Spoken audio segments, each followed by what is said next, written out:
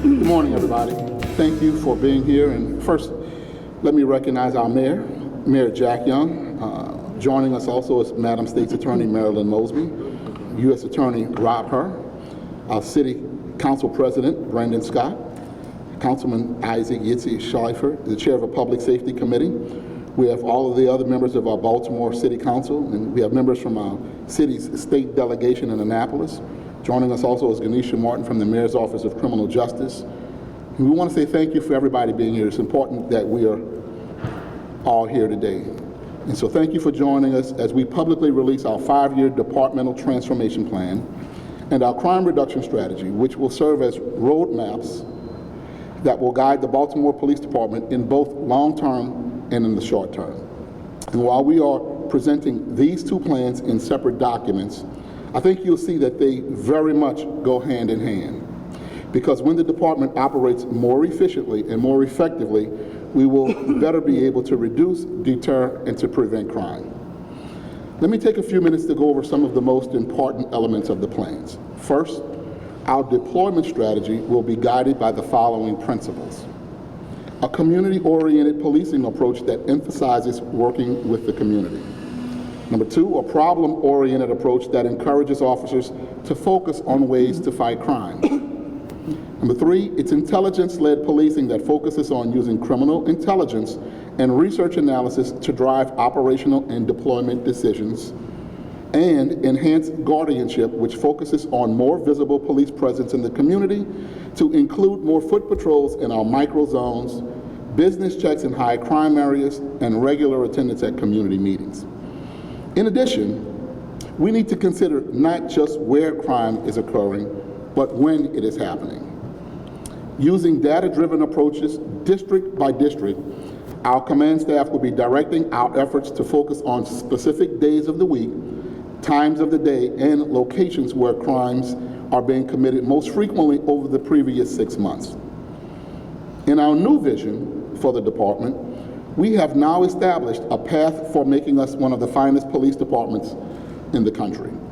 All of the issues that we face revolve around one of 7 core focus areas: crime reduction, community engagement, consent decree compliance, creating a culture of accountability, connectivity, or upgrading and improving the technology we use, capacity building, and central to everything, communication. The crime plan takes a comprehensive approach that includes establishing performance goals for patrol officers, detectives, supervisors, and commanders, deploying new technological advancements, returning shooting and robbery detectives back to the district level, the civilianization and professionalization of administrative tasks, redesigning a more robust CompStat process, and strengthening our relationships with local, state, and federal law enforcement partners, as well as our for-profit and nonprofit and anchor institutions here in Baltimore. A great example of this is an initiative the State's Attorney Mosby and I have developed to conduct a weekly case review of homicides, non-fatal shootings, and armed robberies to enhance the quality of criminal cases that the BPD builds that the State's Attorney Office prosecutes. And because we all know that violence reduction cannot be accomplished by policing alone, we also emphasize the importance of a multidisciplinary approach to crime reduction that brings in external stakeholders to focus on prevention, intervention, rehabilitation, and reentry. Enforcement, while it is critical, is but one component. The long-term plan also emphasizes the need to recruit new officers and retain the officers we currently have. We need to ensure that there's a robust pipeline of new officers being hired, not just to keep up with attrition, but to grow the size of the department, which will both make the city safer and ease the burden on existing officers. To that end, as you all know, last week we launched a world-class digital marketing campaign that I think will significantly boost our recruitment numbers. The early results of that campaign are very encouraging.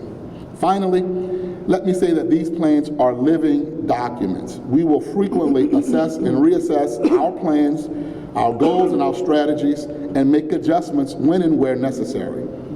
The plans mark the first step in a continuous process that will use data-driven and evidence-based approaches to prevent, disrupt, and deter violent crime and to solve crimes when they occur.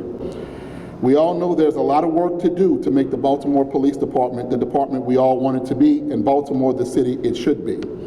But as I've said before, and I'll say it again, I'm certain that when working together, the police and the community as one, we will get there. So I'd like to personally thank Mayor Young, the Mayor's Office of Criminal Justice, our State's Attorney, Marilyn Mosby, and U.S. Attorney Rob Herr, who all contributed to the development of these documents, as well as all of our partners in local, state, and federal law enforcement and government who are critical to our success, including Governor Hogan, who I will be sitting down with to discuss this in the coming weeks. So it is now my pleasure to introduce to you our Mayor, Mayor Jack Young. Thank you, Mr. Commissioner.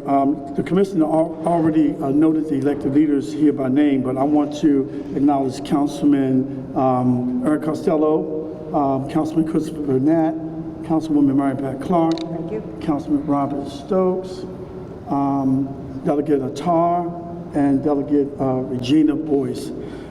First, I wanted to take a moment to publicly acknowledge the bravery and heroism of two of our own, Sergeant Bill Shiflett and Officer Christopher Miller.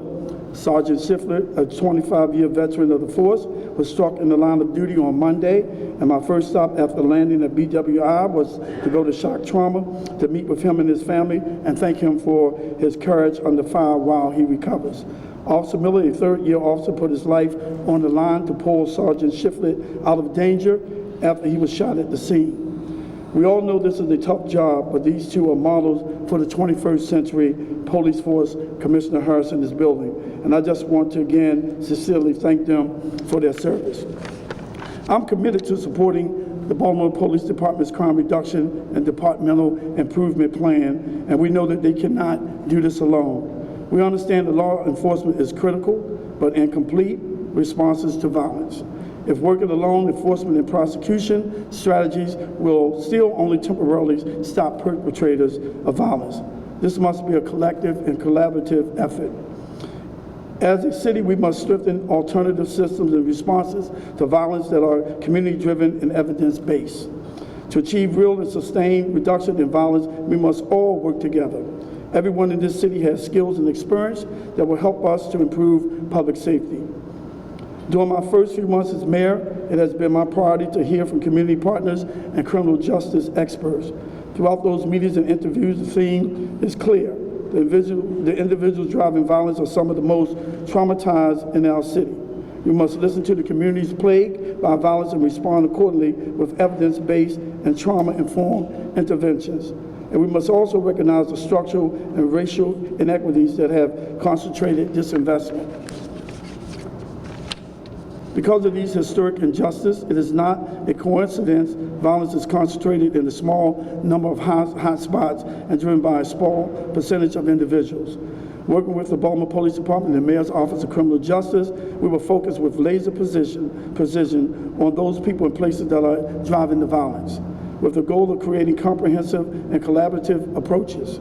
We will work with the community to understand what is needed to reach those who wish to turn their lives around. And with that understanding, we will create an ecosystem of services that are evidence-based and proven to work. While job and unemployment must be a component of this ecosystem, it will not succeed if we don't also address the trauma. Doing this is the first critical step that is often overlooked when individuals want to turn their lives around. This ecosystem will consist of evidence-based programs like cognitive behavioral therapy, which helps individuals reframe their responses and behavior. It will also include transitional employment approaches that help individuals build the skills necessary for full employment. While we recognize that poor and minority communities disproportionately experience homicides and shootings, everyone in this city is impacted, and everyone has a responsibility to contribute to the solutions. My office stands ready to work collaboratively with Baltimore Police Department, city agencies, community organizations, nonprofits, and the philanthropic community to build this comprehensive response and ecosystem. I understand that in the coming weeks, the Mayor's Office of Criminal Justice will be providing their complementary strategies to ensure we are all working towards the same shared goals of violence reduction. I am truly optimistic about our city's future with this new crime plan to guide us for the next 5 years, and I ask that as a city, we collectively work to bring about the change in Baltimore we all want to see. Thank you, Mr. Commissioner. Thank you. This time we'll hear from our Council President, Brandon Scott. Good morning, everyone. Thank you, Commissioner Harrison. Thank you, Mayor Young. I'm honored to be here with all our colleagues in government for this most important and historic day for Baltimore. Focusing on violence and reforming BPD has been my top priority since I've been in office, and I'm extremely thankful for Commissioner Harrison and the Mayor for finally presenting us with a crime plan. This is something that the city has gone without for far too long. As taking the chair of public safety in 2017, one of the first things that I did was get the council together and we demanded a crime plan. We did not get that until today. So today is a significant thing. We were never presented with something that we can take out to the citizens, that the citizens of Baltimore can see, that we can believe in, that we can hold BPD accountable for. So we are grateful to Commissioner Harrison and for the mayor for pushing him to do that. We are very also pleased that the commissioner understands that this has to be a comprehensive approach and that he's willing to work with our state's attorney, to work with our federal partners, to work with the Mayor's Office of Criminal Justice, but most importantly that he recognizes that this is not his job alone, that he is just one cog in a wheel of how we are going to rid Baltimore of this disease known as gun violence.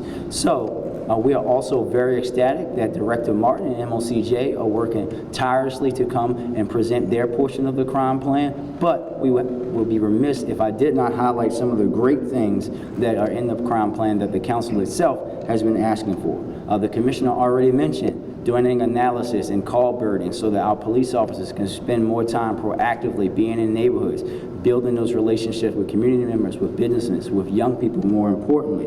Doing an analysis of the department to see where his resources need to go, where people need to be, how many people we need to be. Making the department more professional by civilianizing. This is something that we know this department has needed for such a long time, and now we have a leader of a department in Commissioner Harrison that recognizes this is something that we need to do now and immediately in order for the department to make Baltimoreans safe. And lastly, I'll mention that he knows that we have to modernize the way that we respond to calls. We also have to have a focus on group violence and group violence reduction because we know most of the crime in Baltimore is small groups of people and other small groups of people. The council still will be there to hold the commissioner accountable to this plan, but more importantly, we will be there and be a partner to make sure that we are making sure that they can be as successful as possible while we also await MOCJ and making sure that their agency and all the agencies in Baltimore have a great impact in attacking this disease of gun violence for a comprehensive view. So I am greatly appreciative and thankful to be here today so that now Baltimore has a crime plan and we can move forward. Thank you. Thank you, Mr. President. I'll ask my partners in criminal justice if they wish to say a few words. Our State's Attorney Marilyn Mosby and U.S. Attorney Rob Hur. So I am incredibly encouraged today by the release of this comprehensive crime plan. Having worked with 5 police commissioners in 3 years and 3 mayoral administrations, I'm incredibly encouraged. And not just because Commissioner Harrison had the foresight to actually monument a crime strategy and plan, but he's taken a holistic approach.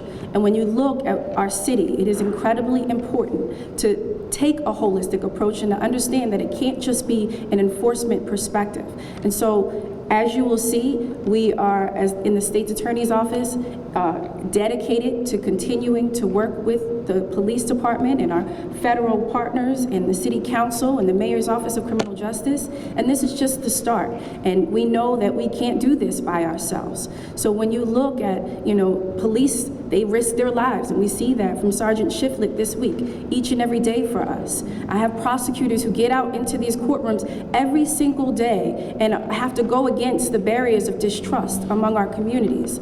We know at the end of the day, one of the biggest stakeholders in all of this is the community. And even in this report and in this plan, we talk about the need for community support. And so I'm incredibly encouraged, and I think this is one step in the right direction, but one that we are all committed to continuing. Thank you.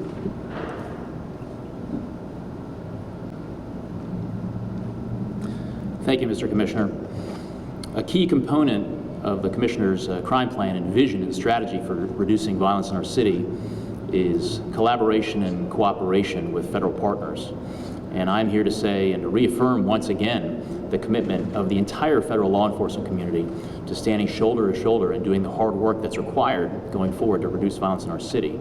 So all of the brave men and women in the U.S. Attorney's Office, the FBI, DEA, ATF, and U.S. Marshal Service, the entire federal law enforcement community, we are all in. We understand that all hands need to be on deck. An example of this is the public safety partnership that we announced the launch of earlier this week, in which we are bringing to bear the entire panoply of modern day, state-of-the-art policing techniques and tactics. We're going to bring that all to bear to Baltimore because if other cities have benefited from these types of ideas and tactics and techniques, we need to be bringing those tools here to Baltimore in the fight against violent crime. Thank you very much. 1 second. Mr. Mayor? Mr. President? Sir. Chairman? Everyone will get a hard copy of the crime plan and the 5-year reduction strategy in just a few moments. At this time, we'll take any questions you might have. This 10-minute performance goal, what is the response time now, and why is it important to lay that goal out on paper? And so the response time varies. The importance of that goal was the department had not in the past had a response time goal. And so there are a number of goals that we want to set for our department so that we can appropriately and scientifically assess how many officers we need and how to best utilize those officers and where they need to be. One of the first steps is creating a response time goal. Now, we get to emergency responses, people with lives in danger, crimes in progress, and perpetrators still on the scene. We get to those extremely fast, but now we have a written goal that we can work to achieve and then make sure we can improve on that goal. Commissioner, what is, from the viewpoint of the public, how will they see that something has changed, or how will they see this plan? What will they see that they'll make them say, oh, okay, there's a new plan? Well, in the plan are the micro community policing strategies that will allow commanders and community members to create, in collaboration, the community policing model for that district, which is not a cookie cutter approach for the entire city, because what might be needed in one district could be very different than what citizens would want and like to see in another district. So they could immediately see more foot patrols, they could immediately see more engagement, more enforcement, and more enforcement where it needs to be, when it needs to be. And so those are things they can see, I think, immediately. This is a comprehensive 5-year strategy to improve our department and improve the foundational structure of our department to bring it to good performance and really great performance. And then there's the crime reduction plan based on where crimes are occurring, when they are occurring, specifically to days of week and times of day, so that we can deploy there based and move away from a geography-based deployment into a data-driven, crime-centric deployment. Sir, these microzones, how often or will it be redrawn based on new information? In Chicago, with their predictive policing model, these boxes are generated at the beginning of every shift. Is that where you would like to get to based on hot data coming in overnight or over a shift? Or what we found was 5 years of data in homicide shootings and armed robberies, and that 5 years of data in those 3 categories showed us where those crimes were occurring historically, and they pretty much had not moved over the 5-year period. So as we deployed to that, if there's some displacement effect, this is about assessment and reassessment. The key component of the strategy and the improvement plan is accountability metrics, performance metrics and accountability measures to make sure our people are producing the right outputs to produce the right outcomes. If we see that it's moving and displacing, we could reassess that. But over the 5-year period, that's where those 3 violent crimes have been occurring.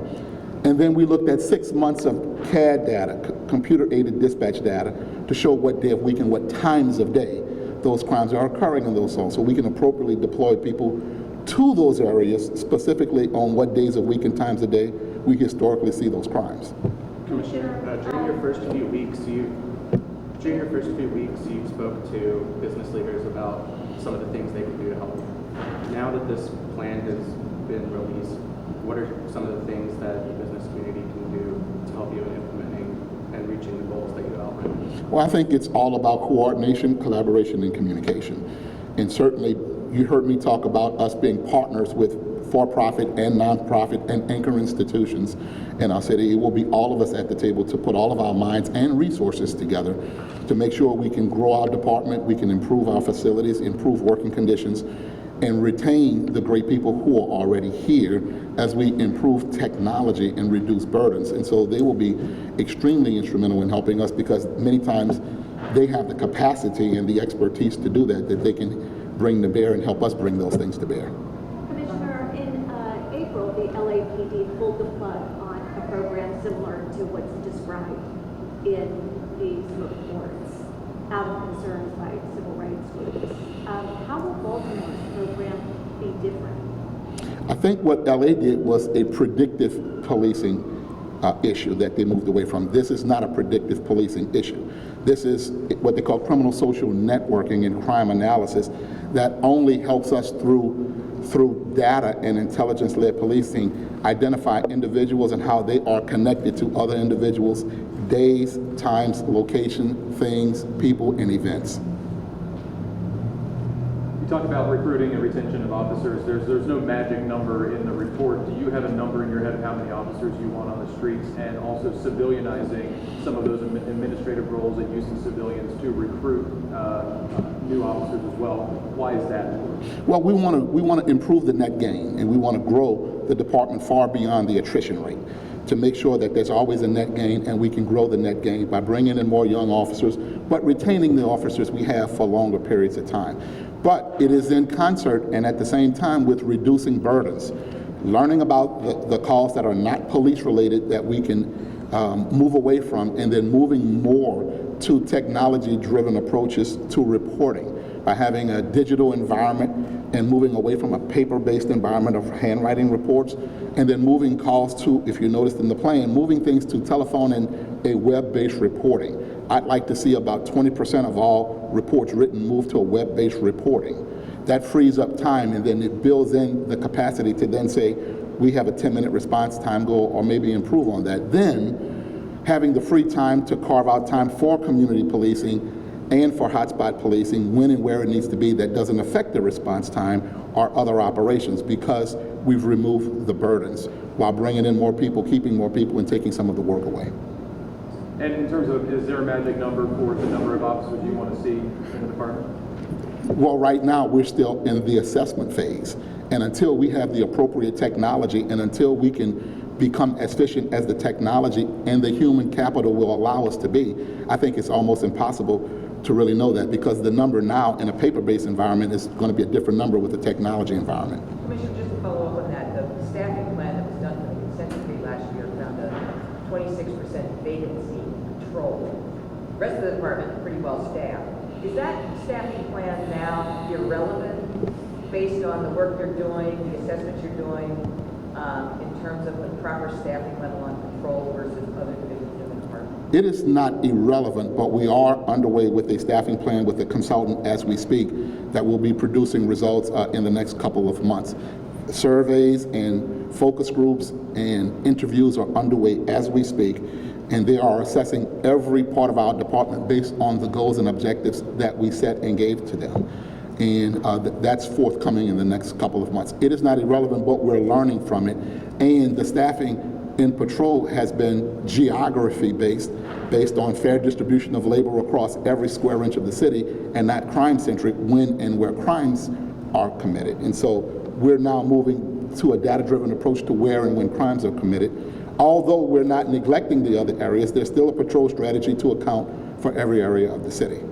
Sir, with the technology upgrade that you're speaking about, when realistically would we be able to see that? We've talked before, you said the infrastructure for the technology is woefully underperforming at this point and needs to be updated. And in the report it says records management systems, data integration solutions, everything is still in silos.